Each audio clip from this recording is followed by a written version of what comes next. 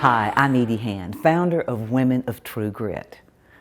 I like to share stories of women that have been through hard things and how they turn them into beautiful situations.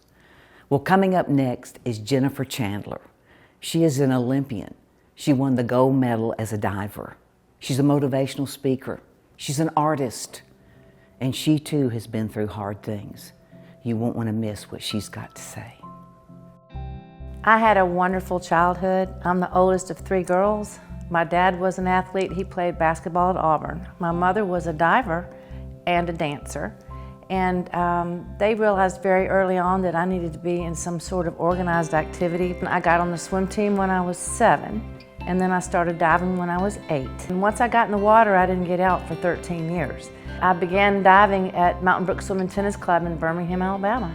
I had the most incredible opportunity. My first diving coach was named Carlos de Cubas. He was the Cuban Olympic swimming and diving coach, and he just ended up in Birmingham, Alabama. And Carlos told me when I was 10 years old I could be a national champion. So I actually won the senior nationals when I was 14, and I couldn't be in age group meets anymore. Making the Olympic team was an absolute dream come true. We have a lot of wonderful, wonderful talent in this country, and they take the top 3. When I was on the award stand in Montreal, that pedestal was not big enough for everybody that deserved to be up there with me. There is no doubt that the most difficult thing I've ever had to deal with in my life was losing my husband 5 years ago. And I think that I wouldn't have survived it if I didn't have that arsenal of tools that helped me get to where I was in my diving career. At one point, I had worked at this one organization for nearly 10 years. I'd been on their board for 15 before that. And suddenly I found myself at 61 years old, working 20 hours a week with no health insurance. I went out and did what I had to do, and I ended up working 3 jobs 7 days a week for almost 2 years. But I did what I had to do.